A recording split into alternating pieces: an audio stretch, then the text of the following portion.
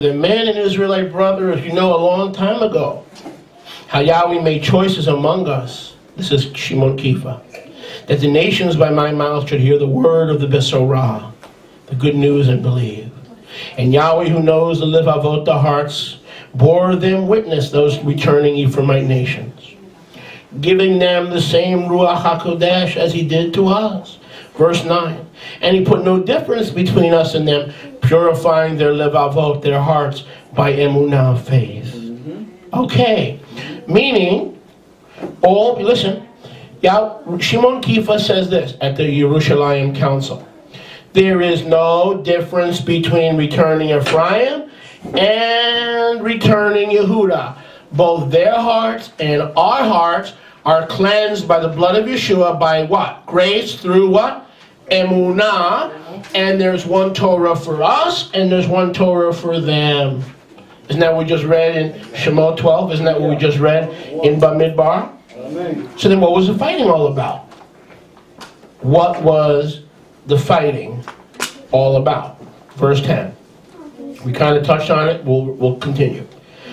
Now therefore, why do you tempt Yahweh to put a yoke upon the neck of the Talmidim, which neither our Ahavot, fathers, or we were able to what? To bear. Hold it. Why would the Talmidim call the Torah a burden which our forefathers could not obey, and which we certainly cannot obey? So why would Yahweh put a burden? And Kifa says, why are you tempting Yahweh? Why are you putting a burden on the neck of the Talmidim, which neither our forefathers or us are able to bear? The question, is Shimon Kifa talking about Yahweh's Torah? Does he have the chutzpah? Does he have the audacity to say the Torah is a burden rather than a joy? Darryl? Is that what Shimon Kifa is telling us? Is that what Shimon Kifa told the council in Yerushalayim? Did Shimon Kifa stand up and say, why are you putting a burden on us that we cannot keep just like our forefathers couldn't keep the Torah? Is that what he's saying? No, what did Yahweh say? If you love me, you will what? What did Yeshua say? What did Yeshua say? If you love me, you will what? Keep my commandments. So there's obviously a different law being spoken of. It's the law of the Pharisees, the Prushim. It is that expression that keeps popping up all the time in the book of Galatians. By the works of law, no man shall be justified. By the works of law, you do not receive the Ruach HaKodesh. That term, that expression, that Hebraic metaphoric expression, works of law, is never and does never and will never and can never and must not ever refer to the written Torah of Yahweh. You know what the works of law is referring to, brothers and sisters? To the Torah of the Prushim. And what was the Torah of the Prushim? You need Brit Milah and Torah obedience to enter the kingdom of Yahweh. Yeshua said, no, you only need my blood to enter the kingdom of Yahweh. So the dispute is not over Brit Milah and Torah. The dispute is, when do the believers receive Brit Milah? And when they do, when do they start following Torah? Not should they follow Torah. The Pharisees, the Prushim, said immediately, and the council in Yerushalayim, Shimon Kifa, Rav Shaul, and Barnabas said yes. They receive Brit Milah and they follow the Torah. But progressively, as they grow as Nazarene Israelite believers, not the same day or as a prerequisite to be saved, because by the works of law, no one can be saved. What are the works of law? The teachings, the doctrines of the Prushim. Do we follow the doctrines of the Prushim? No. Does anyone here follow the doctrines of the Prushim? Absolutely not. Why not? Because according to the doctrines of the Prushim, it doesn't matter if you have saving faith or saving trust in Yeshua, as long as your foreskin is cut off, and as long as you follow the Torah, you're in the kingdom of Yahweh. That's the works of law. We reject the works of law. We receive the written Torah of Yahweh, but we reject the works of law. What law? Man's law. Amen. the law of the who? The law of the Prushim. We reject the works of law as some kind of a prerequisite to enter the kingdom of Yahweh. So look at verse 7. Much disputing. Now we go to verse 11. Maaseh Shlichim 15:11. But we believe, through the favor of Yahshua, Shimon Kifa still speaking, HaMoshiach, we shall be saved, meaning the Jewish people, even as they. Who is they? The returning 10 tribes of what? Ephraim, or non-Jewish Israel. So, how do the Ephraimites get saved?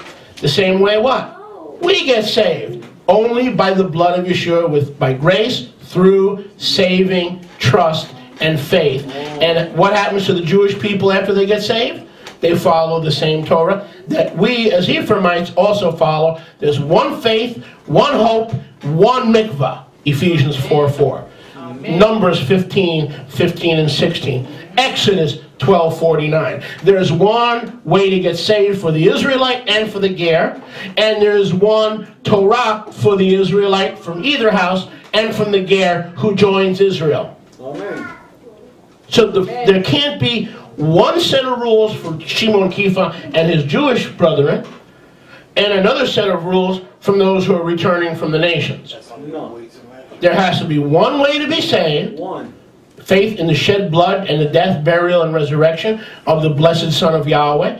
And one set of rules for both houses to follow. Amen. There can't be a written Torah to follow as a Talmud or Talmidah, and then the Pharisaic works of law, which is a separate doctrine. Because if you're going to follow the works of law, you could be circumcised and keep the Torah like our Jewish friends do and be 1,000,000 miles away from the kingdom of Yahweh. Are you with me? Amen. Can we continue to blame the Catholics? Let's continue.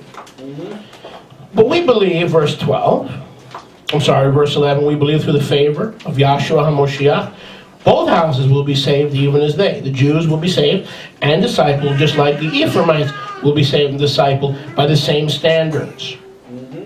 Turn to your neighbor, if you can even find one today, and say, by the same standards. Not standard oil, the same standards. Verse 12. Get your mind off of that oil prices, please. Verse 12. Then the entire multitude kept silent. Why? Because they heard a good argument going on, Chris. A lot of times you don't want to get involved in a big argument or a big disputation, and so everybody just does what? They just keep quiet. They just keep silent because they don't want to get involved. They hear all this fighting and all this arguing going on, so they just more or less kept what? Quiet. They kept quiet. They kept silent. Can I hear a good amen? Amen. Now, they listened to Barnabas. First they listened to Kepha. Then they listened to Barnabas. And then to Rav Shaul. Declaring what Nisim and wonders, Yahweh miracles and wonders, Yahweh had done among the Ephraimite nations through them. Verse 13. After they had kept silent, again, Yaakov answered and saying, now here's where we're going to start having problems. I said, here is where we're going to start having problems. And and some of the folks who have not stayed with us, they're going to miss everything that Yahweh has for them. Everything. Have a nice day. Don't forget to do your laundry. Verse 13. And after they had kept silent, Yaakov answered. So now who's talking, Cecile? Yaakov. Who's Yaakov? The first rabbi of the Kehillah in Yerushalayim. Yaakov, the first rabbi. And he says this, men and Israelite brothers, listen to me. Uh-oh. First mistake. Uh-oh. Listen to me. Not listen to Yahweh. Listen to me. Not listen to the Torah. Not listen carefully for the voice of the Ruach HaKodesh. Listen to me. So now right away, I'm starting to wonder. I wonder, As I wonder what's going on here.